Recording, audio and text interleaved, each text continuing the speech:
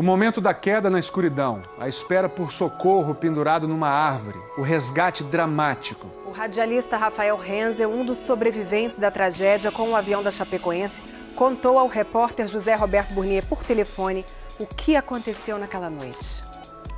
Alô, gente, tudo bem? O radialista Rafael Renzel, de 43 anos, está internado neste hospital, que fica na cidade de Rio Negro, a 40 quilômetros de Medellín, na Colômbia. Nós tentamos gravar uma entrevista com o radialista Rafael Renzel, mas o hospital não permitiu que a gente gravasse nem com a nossa câmera, nem com um celular. Então, gentilmente, o Rafael vai conversar conosco por telefone. Rafael, em primeiro lugar, eu queria saber como é que você está se sentindo, como é que você está clinicamente. Foram muitas fraturas, né? O que mais preocupa realmente são as costelas, né? Que foram 7 costelas quebradas. Do lado esquerdo. Do lado esquerdo. O meu lado esquerdo foi o mais atingido. Rafael sofreu um afundamento do tórax e das costelas do lado esquerdo. Isso pressionou os pulmões e causou um hemotórax, que é quando entra sangue na membrana que envolve os pulmões, e também um pneumotórax, que é quando entra ar na mesma membrana. Os pulmões estão fortes, estou fazendo aqui exercícios para enchê-los e eu não estou tendo nenhuma resistência. Rafael ainda tem uma pneumonia que já está cedendo aos antibióticos. Anteontem ele foi transferido para o quarto de onde conversou com o Fantástico. Até que momento você se lembra do voo? Dos voos que eu fiz com a Chapecoense, esse realmente estava sendo o melhor voo de todos. Não podia existir momento ideal para todos.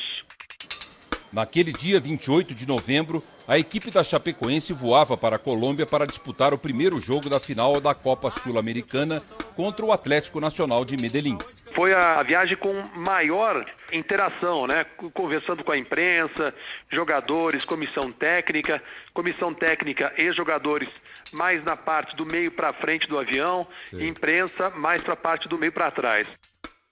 77 pessoas estavam a bordo, 9 tripulantes da empresa boliviana Lamia, 22 jogadores, 25 membros da comissão técnica e dirigentes e 21 jornalistas, entre eles Rafael. Você estava sentado aonde exatamente, Rafael?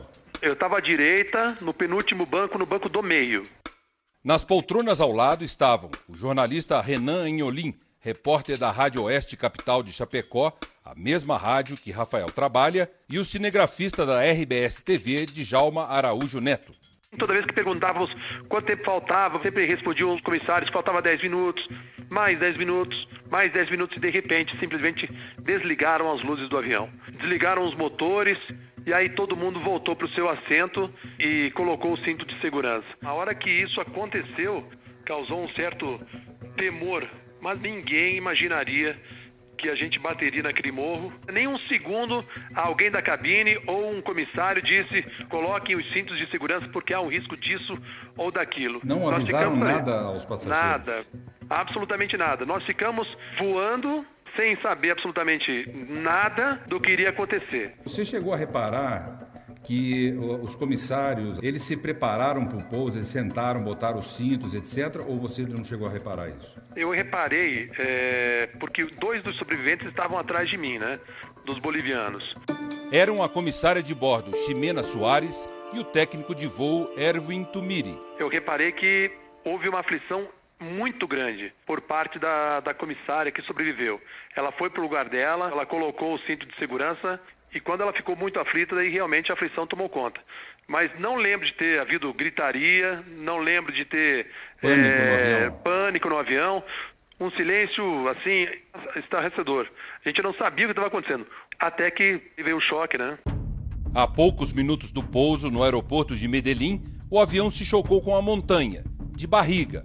A parte traseira ficou ali, onde Rafael estava sentado. O restante da aeronave foi destruindo tudo pelo caminho até parar do outro lado do morro. Da primeira pancada do avião, você lembra? Eu não lembro da pancada, porque ela foi de repente, né? Rafael só acordou cerca de 7 horas depois, quando o socorro chegou. Você caiu onde, como que você estava e como é que foi esse socorro? Primeiro eu achei que era um filme, né? Eu achei que era um sonho e que eu ia despertar logo desse sonho. Eu comecei a observar que vinha gente com algumas luzes, né? Os socorristas, e aí eu comecei a gritar. Comecei a chamar por socorro, dizendo que eu estava ali, Você naquele estava onde local. exatamente? Eu estava preso em 2 árvores. E aí, com árvores em cima das minhas pernas... As pessoas que estavam do seu lado, no seu banco, quando você acordou, elas estavam do seu lado? Estavam, e aí foi mais impactante ainda, porque as 2 pessoas que estavam do meu lado estavam sem vida já, Boni, e 10 centímetros para cá, 10 centímetros para lá, o resultado poderia ser bem diferente. Rafael publicou em redes sociais uma foto ao lado do colega Renan antes de embarcar para a Colômbia. O momento mais triste para mim foi ver os 2 colegas, né, meus do lado.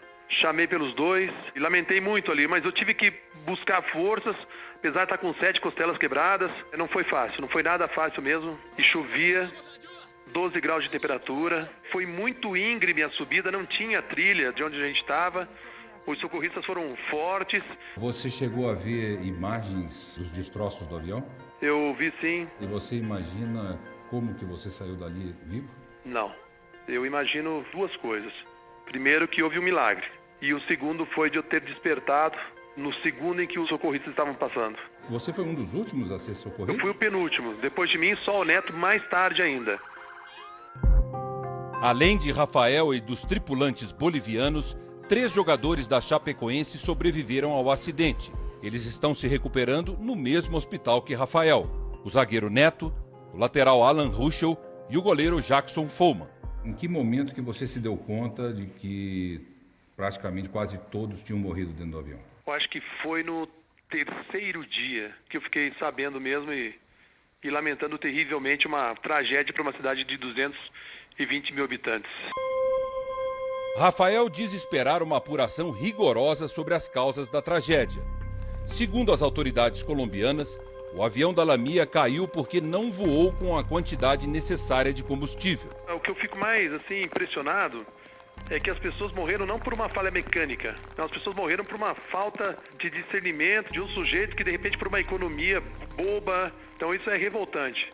Rafael, como é que você está emocionalmente nesse momento? Melhorei muito emocionalmente. Eu lembro uma passagem que minha esposa informou que no dia do acidente apareceram na minha casa para informar do acidente do avião. 2 pessoas com o nome Rafael estavam no avião, só que a empresa não informou qual deles tinha falecido. E o meu filho de 11 anos batia no peito e dizia que sentia minha respiração. Então, isso aí realmente foi muito forte para mim. Rafael também se emociona ao lembrar do momento em que reencontrou a mulher, Jussara, no hospital. Eu tenho a imagem gravada. Estava entubada, não podia falar. E aí o médico trouxe a minha esposa e disse, olha, tua esposa está aqui. Ela pegou na minha mão, ela falou, eu estou aqui. Eu vim te buscar, que a gente vai voltar para o Brasil. Como é que você espera ser recebido em Chapecó? Eu só espero pisar em Chapecó. Quero voltar para casa, eu quero voltar a pisar no solo chapecoense. Todas essas mensagens positivas, troca de carinho com o povo brasileiro, que se irmanou com o povo colombiano, tanto para mim quanto para o Follman, para o Ruschel, para o Neto. Não podemos reclamar de nada, né? A gente não pode reclamar em nenhum momento do final do ano, porque nós vamos estar junto com as nossas famílias. Muito obrigado, viu? Um forte abraço e sucesso para vocês. Abraço, Boni. Obrigado.